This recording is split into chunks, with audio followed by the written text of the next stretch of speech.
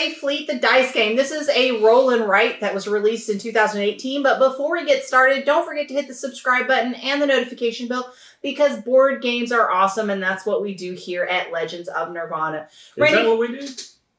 Brandy, can you tell us more about this game? This game was, as you mentioned, originally released in 2018, although this is the 2020 re-release of it because it actually incorporates one of the expansions, the Captain Cards and Trophy Cards expansion. It has a Board Game Geek rating of 7.7 and a Board Game Geek rank currently of 592. 1 to 4 player game. It's 30 to 45 minutes in length average. Age 8 and up. It seems a little young for this. I mean, I know Sarah thought this. It's simple iconography. Yeah, I honestly think she could play this. I just think, you just have to help her kind of keep track of everything. Designed by Ben Pinchback and Matt Riddle. Art is by Marius Janisonis and Nolan Nasser. Published by Eagle-Gryphon Games. It is mostly out of print. I mean, it's not available commonly at a lot of the retailers. It's on Amazon for $38.99. eBay, it's being tried to be sold for $75. I would avoid that one. Board Game Geek Market, you can find it for $37. Now, the only online retailer that I found it at that was in stock was where I got it, Tabletop Merchant, and they actually had it where if you put it into your cart, it gave you a lower price than what you could see on their website. So it actually came to $26.49 for this, and it was $3.49 for the little Dicey Waters expansion. So under $30, or right about $30 for all of it. Okay, cool. All right, so let's talk about quality of pieces. Now, this is a roll-in, right? You have pretty printed paper, okay? And some more pretty printed paper. Very small printed paper. Yeah. Now we do get cards. They are linen finish. They're actually pretty good thickness, even though you literally just put them in front of you. Yeah. Leave it there. Yeah. So it's like good quality for looking. It looks pretty. Yeah. Mm-hmm. Then you have some interesting dice. I like the fact that the fish dice. The iconography is different, but it also has like this pearly white, so they are very custom, I think, to the game. So obviously I actually really like this. So I thought for Unroller, right, it was actually pretty nice. You also do get a screen printed wooden first player token passed around. Yeah. So I mean, overall, I was actually really excited about this quality. It wasn't just a pad of paper, and I do think everything was nice from what they provided. But at the same time, it is a roll and write game. And they did not provide pencils. Of course, then again, you didn't have to fight with the itty-bitty pencils either. Yeah, so I didn't mind not getting the golf pencils. I was perfectly fine. So overall, when I think of quality, I think this is as good as you're going to get for a roll and write, to be quite honest with you. Except for maybe Hadrian's Wall, because it actually has resource tokens.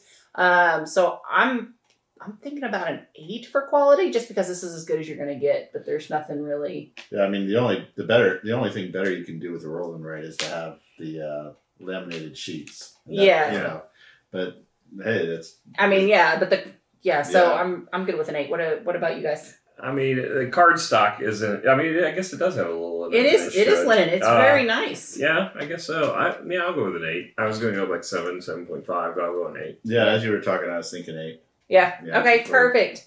All right. So now let's talk about theme. So the theme is that you're managing a fishing village and you have to get fish out or get fish boats out on the waters to actually collect the fish of different kinds, shrimp, cod, lobster, swordfish, oysters. But at the same time, you have to manage your town and create certain buildings that maybe help your town along the way to get there.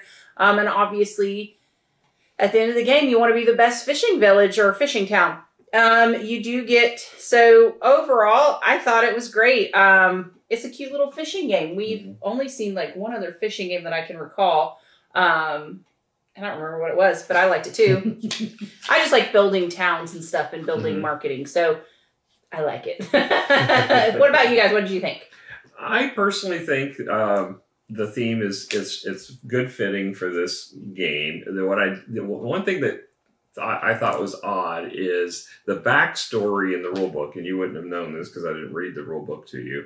But the backstory, the introduction of this describes that you're basically leading your fleet out into the ocean to brave the storm that's coming in when all the other fishing boats are coming back to port. There's nothing in the gameplay that has anything to do with the weather. And what does that have to do with anything? I don't understand why the backstory is talking about this bad storm and that you're braving it. And the box actually features the stormy waters. Right. But there's, the whole thing is calm waters. Dude, you're building a fishing village. Imagining a fishing village. Yeah. And a very lucrative fishing village. The backstory does not fit with what you're actually doing in the game. So I'm docking a little for that. I mean, it's only one paragraph, so it's not like it's a big deal. But yeah, I mean, there's absolutely nothing to do with weather or any. So I'm just going to ignore that part. But thematically, I think everything makes sense in the fish, except for that paragraph. Yeah, except for the paragraph in the story.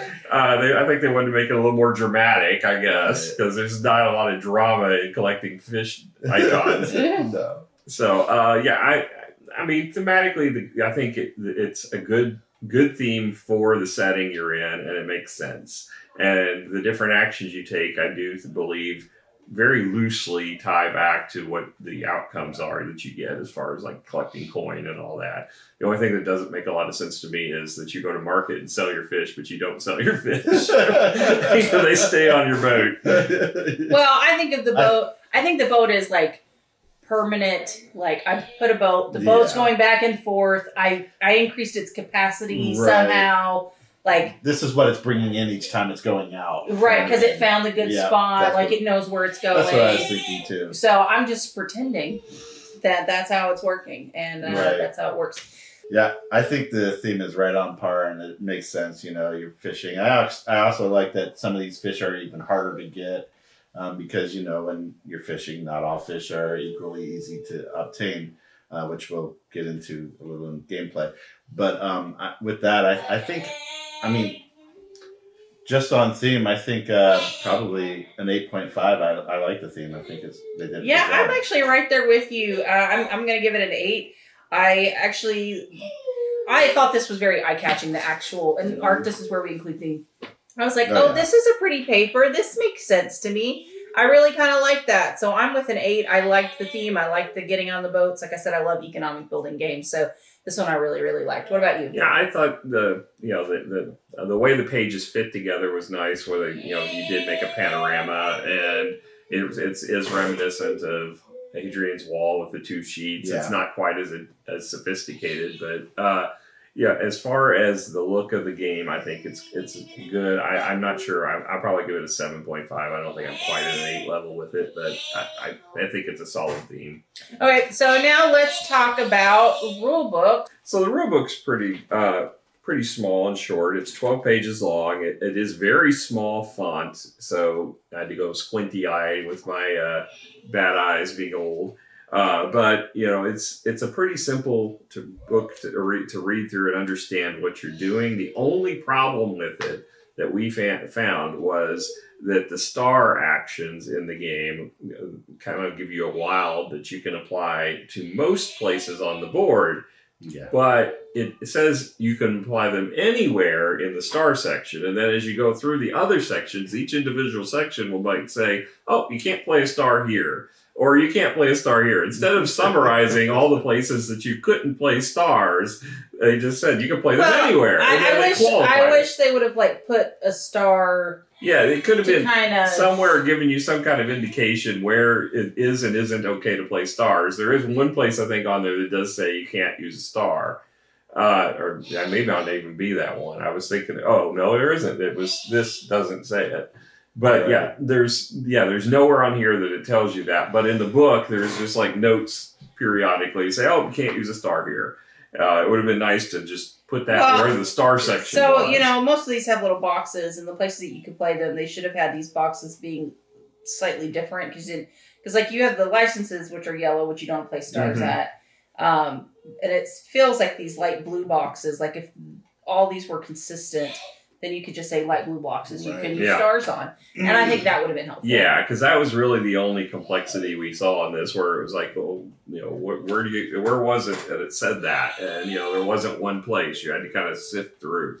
There is a nice cheat sheet on the back of the rule book, and it goes through the sequence of turn and the game score and then just kind of reminders at the bottom. But yeah, I mean, apart from that, it's pretty much fairly simplistic as far as the actions you take. All right, so what'd you score the rulebook? I'll go ahead and give this probably a 7.5. I think other than that, it was a pretty good rulebook, and it wasn't difficult to read.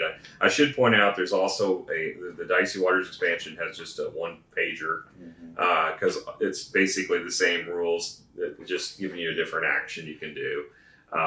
So it really doesn't add a whole lot. All right, so I was just gonna say, which is funny that it's called Dicey Waters again, because there's yes, there's so many dicey waters, and all it gives you is a town. There's no additional water actions.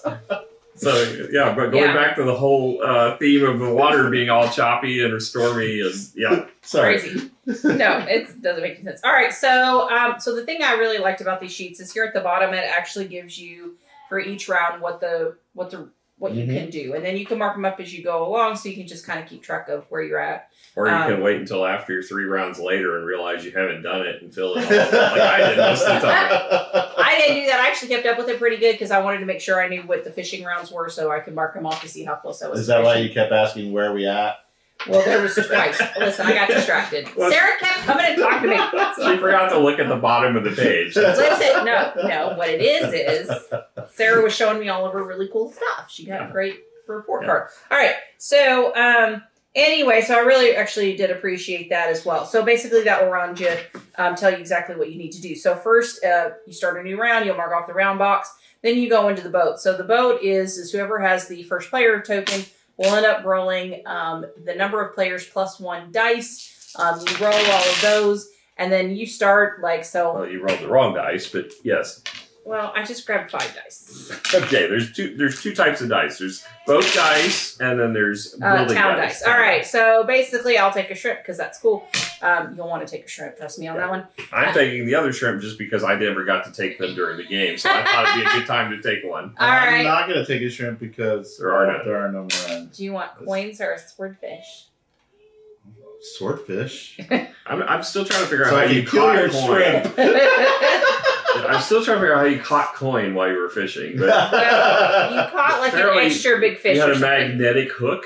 All right, so basically whatever is left, though, everyone takes. So basically I would get a shrimp, and I would get 3 coins. Now, to mark off the shrimp, there's a couple of things I can do with that die. So there's, because it's, the one that I've chosen, right? So I can mark it off in the shrimp column. I can mark off one of the little boxes, and depending on what box I mark off, I could possibly get a bonus, sometimes not always, right? But you have to mark them off from the top down. You can't choose. You have to go straight down. Oh, why not? No, you do have to go top down. Or the other option is I can turn in the die. Well, shrimps are special because it has a special ability. If you've unlocked it. If you unlocked it. But if you haven't, understand that you can actually turn this in for just 1 coin. There is later on with the expansion, you can turn it in and actually get to mark off one of your things on your side, which I actually kind of like because I thought one coin to get rid of a die seemed a bit harsh. So this was kind of nice for that case. Especially harsh once you've used up all your coin. So I did appreciate that fact because I got to the point where I had filled up all my oysters and I ended up with oysters and I'm like, what am I supposed to do with this crappy die? Because no one else wanted oysters. I didn't get it. So that for that to be said, so those are kind of the 2 things you do with the dice. But like I said, as you go through, you mark off certain abilities and you get to do them. Basically, you can gain a boat or gain licenses. The license give you abilities over the course of the whole game, depending on what they are. And as you get each license, they develop even better. So you just, they don't stack, but your ability... Well, they do stack to some extent. I mean, an individual column... No, but you're not going to get income plus 1 plus income plus 2.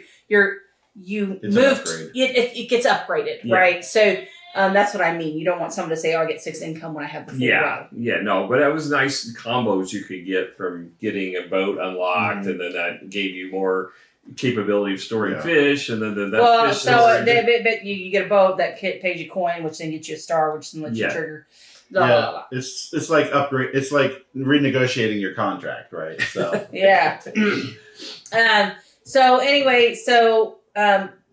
That's one thing. So you end up placing the dice. Oh, and then coins. Coins are just down here on this massive area. And then once you hit a star, the star lets you basically get to mark off any of the star areas, which is essentially with these blue boxes. Yeah, any of the fish columns and any of the buildings or the Wharf, harbor. or is it Wharf? Yeah, Wharf, harbor, the wharf, the harbor, or the fish. Okay, so you get to mark off one of those. But not the fish images. Yes. That you'll mark off on the boats that you did. Yes. Yeah. And you can't open up a license prematurely or anything like that. It's still got to be in sequence. Yeah. Okay, so the next thing would be then the income. So the income phase is everyone gets a coin unless they get other abilities that give you more. So there are 2 options. The lobster track will end up giving you income. And then the other thing is the canning company will give you 1 per full boat. Okay, so basically you're able to take a full ship to the canning company and they give you some money for doing that.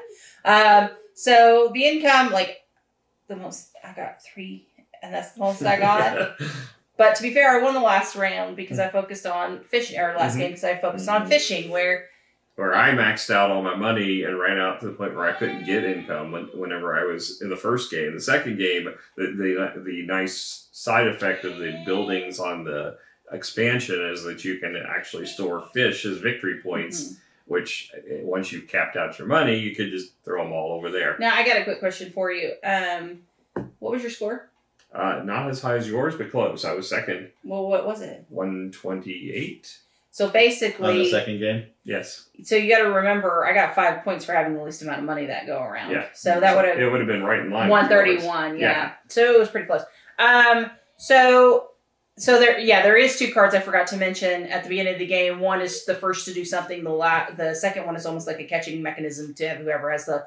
First game we played was least amount of fish. Second game was the least amount of coins used.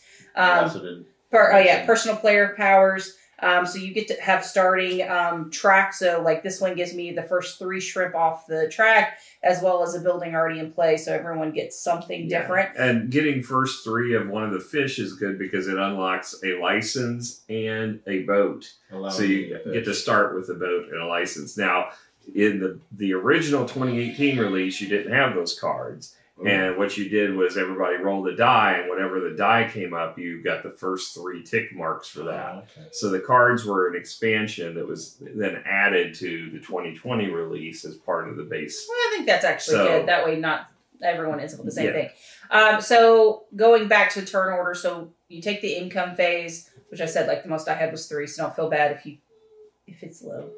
And then the next one is fishing if it occurs. So fishing only happens every other round, and that's basically any boat that you have activated, you get to tick off 1 or 2 of the fish, depending on special abilities. It's 1 unless there's a special ability triggered, essentially. And really fishes are victory points. For every fish you get, it's worth 1 victory point. So in my game, so the game I played just now, I had 70 points that were just straight up fish, and my total score was 134. So it was well over half of all my victory points. So just kind of being aware of that. Well, not to mention, in order to have the fish, you have to unlock the boats, and the boats are victory points as well. Right. So I got 27 points in my boat, so that's another half of a half, so a quarter. So a quarter of my points. So that ended up not quite a quarter, but that's quite a bit of chunk of change. So just kind of being aware of that. So like I said, so every time you fish, you go it off. So the earlier you get your boats in, the more fish you can get. But some of these boats, you got to realize, only have 4 slots for fish. So most of them only have 4 boxes. So you can end up filling them up and end up taking a fishing action and get nothing for it. And so they do add different mechanisms to allow you to fill that up, both in the expansion and in this one. So I think that was kind of nice. Yeah, but there's only 10 rounds in the game, and there's every other round is a fishing. So by default, you're only going to get a max of 5 fishing, but they do have a personal fishing action you can take by spending actions at the harbor. So I thought that was cool that you could, control your intake or rate of gathering fish. Well, so here's the other piece of it, though. So I noticed that you guys were using it pretty early on, and I was like, why would you do that when you can choose to wait until you have more boats open to you so you can gain more fish? But in the same time, you guys took the income for full boats. Mm-hmm. So in that instance, that may make more sense, where I was like, well, I'm not going to worry about it. I'm just going to get it, and then I'm going to trigger the 2 personal fishing I have, try to maxing out those points. And that ended up working for me pretty well. But like I said, we were really close. So it's not like, it's just playing your strategy. And there's a couple out there.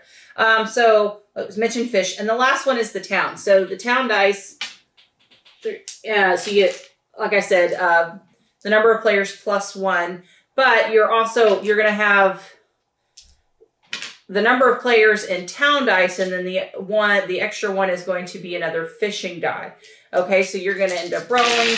Again, the same thing. I rolled, so I get to pick it. I'll take a harbor action. What do you would like? I'm presuming I've already maxed out mine, so I'll take the harbor as well. There's harbor, wharf, and market on the town dice. There's 3 different ones. So basically, the harbor is filling out this section here. You get to take off one of your boxes here. Harbor, you get to take off one of your boxes here. Market's a little bit different. Market is you're going to count your number of fish and gain that many coins, which you will fill down here. Yeah. Okay. And then again, that last die that's available, everyone will take just like that. And then you start the new round.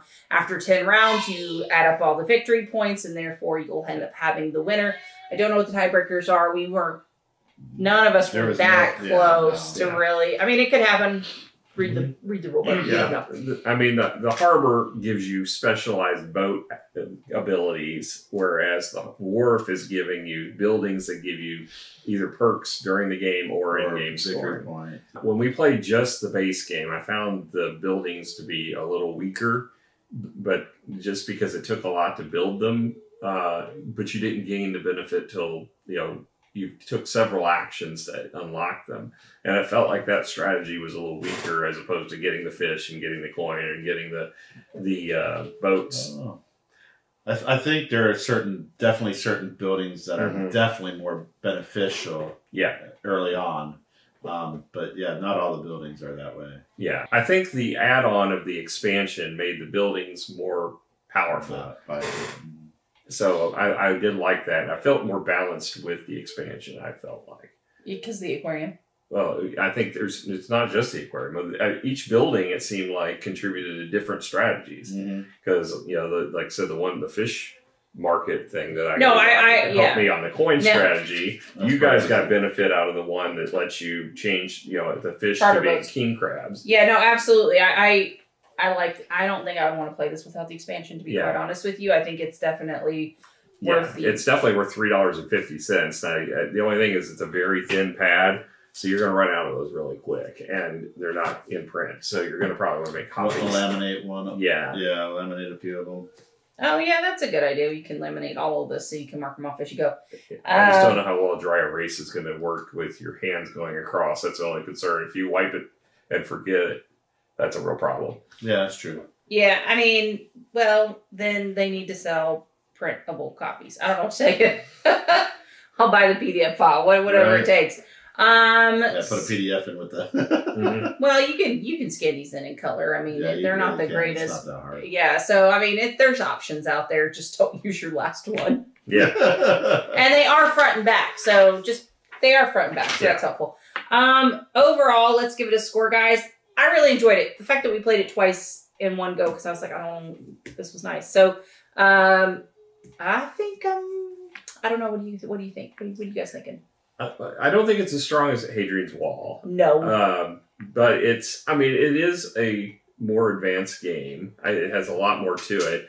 What I'm trying to think is, we said before, the Raja the Ganges was probably our number 2. I'm trying to think, is this above that for me? It's right there with Raja the Ganges. It really kind of is. I think it'd be dependent on my mood. Yeah. Like if I'm wanting an economic kind of builder thing, I would probably go with this one. But if I'm on that mood, I might go to Hadrian's Wall. So that's that thing. But Hadrian's Wall takes a little longer too. Yes, that's true. This is definitely a quicker game. Yeah, this is true. So depending on your time frame, but no, this is definitely like Roland writes. This is the one this is it's one definitely of the a top 3 one now for me. Yeah, absolutely. I'm probably gonna go ahead and give this probably an 8.5 is where I'm at as far as gameplay. I think it was fun. I think it's interesting strategies. I like the fact that there's multiple ways it looks like to win. It seems like it's fairly balanced, especially once you add on the expansion. So I think 8.5 is where I'm at. I was thinking 8.5 as well. I think that the strategy is solid there. It's quick. I like that it's quick.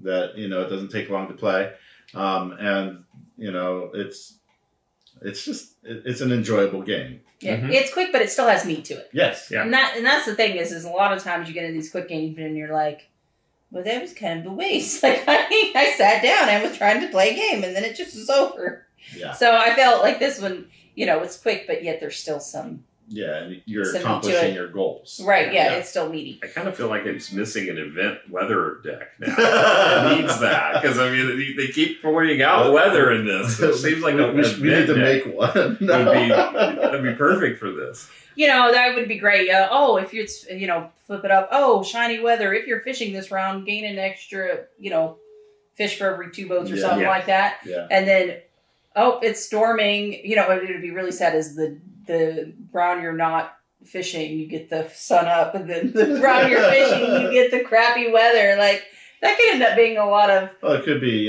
sunny gains you a little bit more preparedness. So, because you can prepare your boats better in the sun. One free reroll or something. So yeah, it gives you something. You could do some stuff. Yeah. I think that would have been fun and interesting. So, whoever makes this game, Eagle-Gryphon Games, y'all should know. Think about it. All right. Well, I'm with you guys at 8.5. I think it was really good. I had a lot of fun. Well, thank you guys so much for joining us. We had a blast tonight, and hopefully you'll come hang out with us again. We'll catch you guys later. Bye. Bye.